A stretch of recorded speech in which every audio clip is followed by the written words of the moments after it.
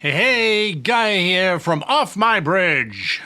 This week, we are transforming an episode from Deep Space Nine into a Star Trek Adventures 2 adventure. Why would we do this? Why wouldn't we do this is the more appropriate question I think you will find.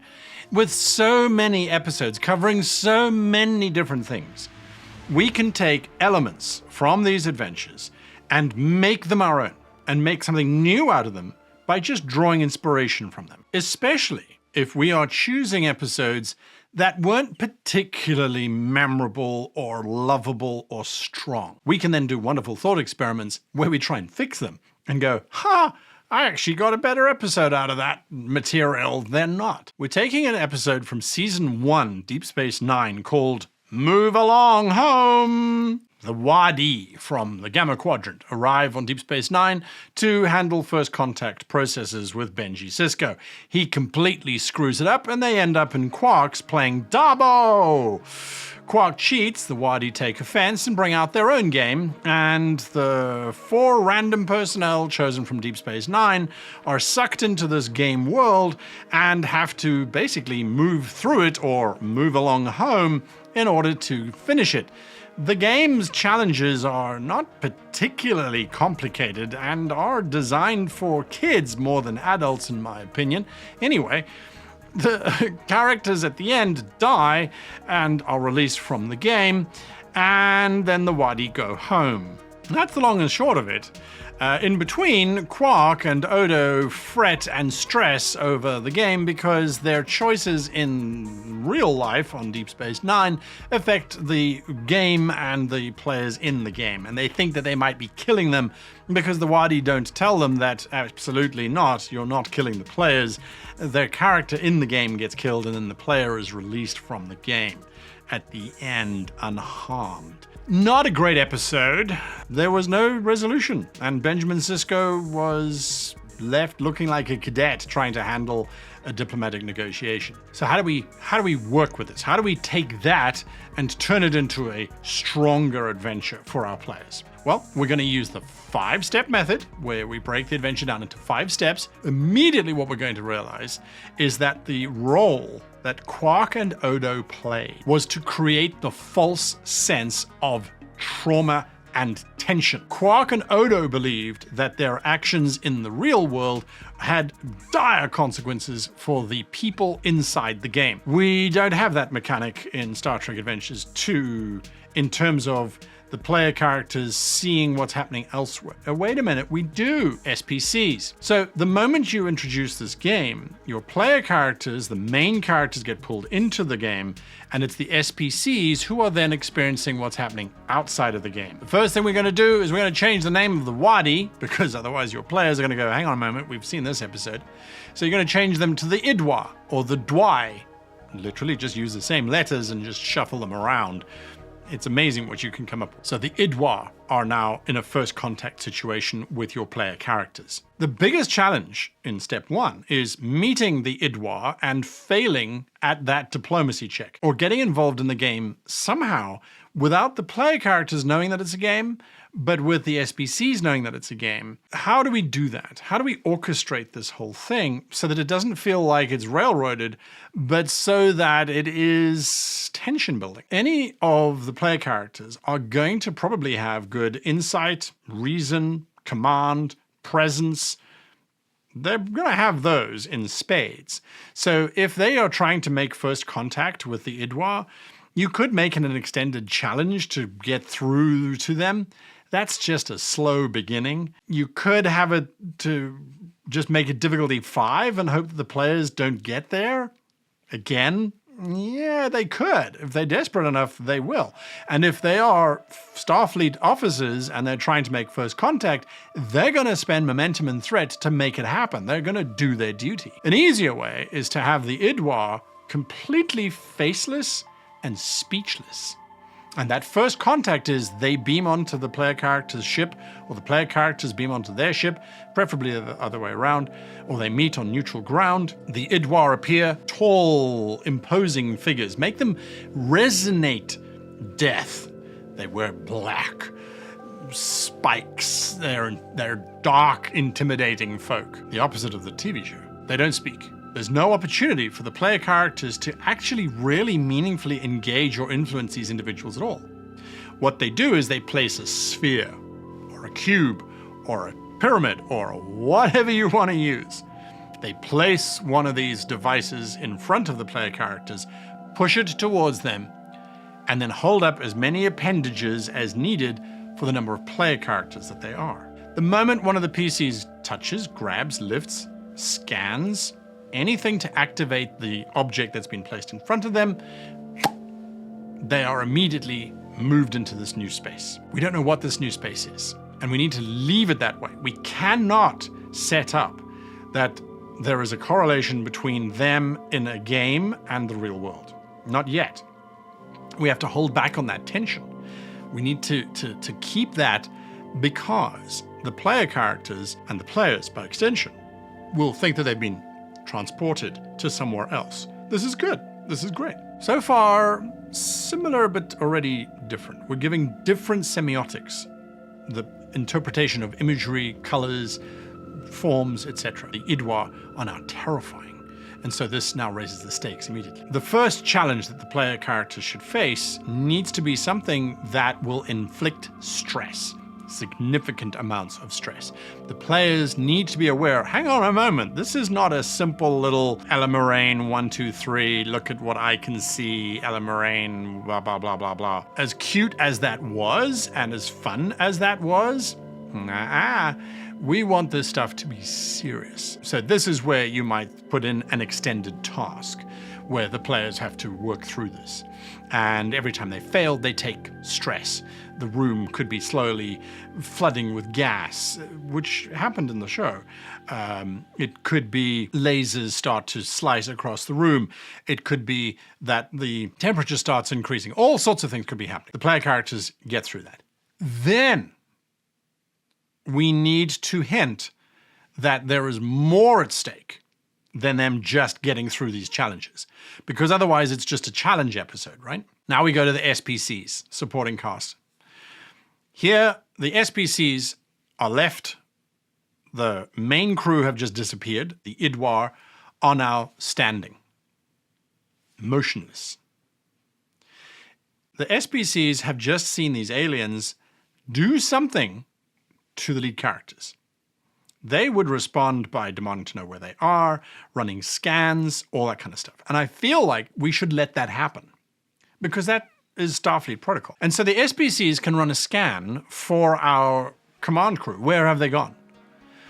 And we know when there was investigation that Quark and Odo did, that on the Wadi ship there was some sort of weird transporter holodeck thing going on, but they didn't know how to interface with it. That removes the ability for them to do anything or to interfere in any way.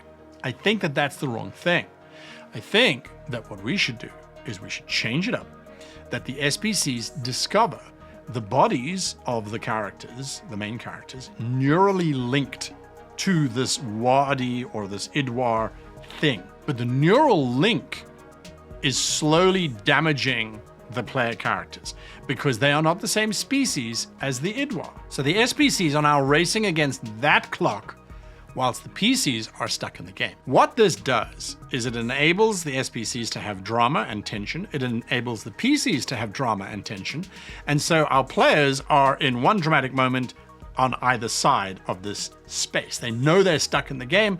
They could choose to do nothing, in which case the game then needs to react and needs to force them or needs to create difficult situations for them to be in. If the SPCs can communicate with the player characters, it becomes even more interesting, because then the SPCs can be saying to the player characters, okay, if you stop moving, the game gets harder. You need to keep moving forward. You need to keep having successes, ratcheting up the tension. So that's step 1 and step 2 solved of our players and our SPCs learning about the game, upping the game, that sort of thing. One of the benefits that we have is, unlike the show, we have no budget constraints. So your challenges that the player characters are facing could be to fight giant dinosaurs. It could be to fight dragons. It could be to fight these terrific monsters. You can really run wild in terms of the scenarios that you're giving for the player characters. The SBCs obviously are facing major technobabble in terms of trying to avoid autoaphasia of the neurologic ganglions. This seems to be causing our players to actually, well, the characters, I mean, in the game, to start forgetting things or to start losing the ability to do things. And then you cut to the game and you tell all the players, well, you now all have the trait aphasic collapse. You have -1 from all of your department values. You know, you can do things like that. You can really play around with those numbers to make it really, really feel impactful to the characters, because it's a game and the thing could do that.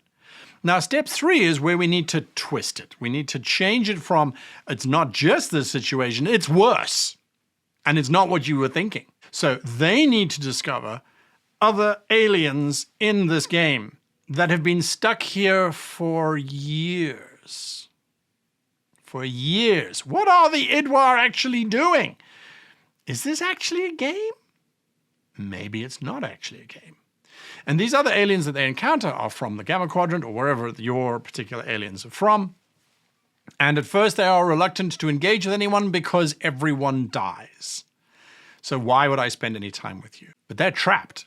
This is not a game.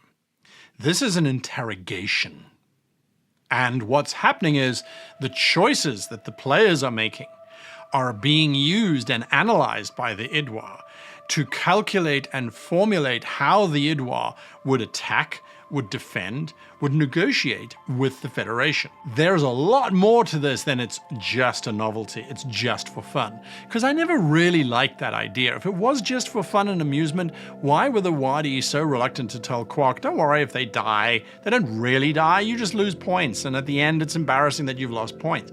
They could have said that right at the beginning of the entire episode, and we all would have gone, oh, okay, cool, well then let's just see them win this game. See how it dramatically changes the nature of the game. So if we learn that this is an interrogation technique that the Idwar use as part of their first contact process, well, now not only do the main PCs have to be on their best, they have to represent the Federation as best as they possibly can as well. So now we go to the SPCs. They also need a twist. They need to discover, oh, hang on a moment, not only are the player characters suffering physically because of this interface with the machine, but the machine is actually drawing more power because these are humans and not Idwar. Because these are Bolians and Vulcans and Alpha Quadrant species, their system is actually not designed to handle it. And their system runs the risk of exploding. We've ratcheted it up. Forget about them being neurologically affected. That's happening anyway. Now there's a risk of the whole thing going literally pear-shaped. And perhaps this is where the Idwar need to step forward and somehow communicate with the SBCs. They need help. The whole thing is now shifted around. So step 4, the player characters have to try and desperately survive. They are using this information from these aliens that they have met, that the Idwar just interrogate until eventually they will find what they're looking for, or you die in the game, and then you were released and they just dismiss you as a species. The SBCs are trying to figure out how to prevent the Idwar gaming system from collapsing, and you get to step 5, where your PCs are triumphant in the final task, or they die. It depends. You can make it really challenging. But critically, moment they die, the SBCs need to do some fancy legwork to keep the characters alive, do whatever needs to be done, spend all the momentum, use all of their abilities, etc., etc. And then the Idwar recognize the SPCs helping them in their time of need, where their machine was breaking down, the PCs representing the Federation, they are actually a worthy species. To which point the Idwar then invite the Federation to begin first contact. So our conclusion is a successful conclusion. And I know that Deep Space Nine was setting up going, we're grim, we're real. This is frontier stuff. That's great. But our players like to have successes, especially after having gone through that. It's a much more tense situation. There's a lot of moving parts going on, but I think that shows you the true strength of SBCs, of PCs, and of using an existing episode, Move Along Home, and changing it up to being your own. And I guarantee you, if you were to play that, you might go, oh, I bet you this is like that Chula game thing. Sure, that Chula game thing never ran the risk of killing you, of erasing your memory, or of destroying your ship because they have a mechanical implode and your ships are so close to each other. You know, all of that kind of wonderful stuff. That's what I would do to improve that. Maybe I missed a trick. Maybe you have a better solution. Let me know in the comments down below. And just before you move along home, just tap that like button. It's what you need to do to get to the next chap. I mean, I try, right? It helps the channel. What can I say? Leave comments, hit the like button, hit the subscribe button if you're not already subscribed. All of that just means I make more content. Until next week, all I have to say to you is live long and happy gaming.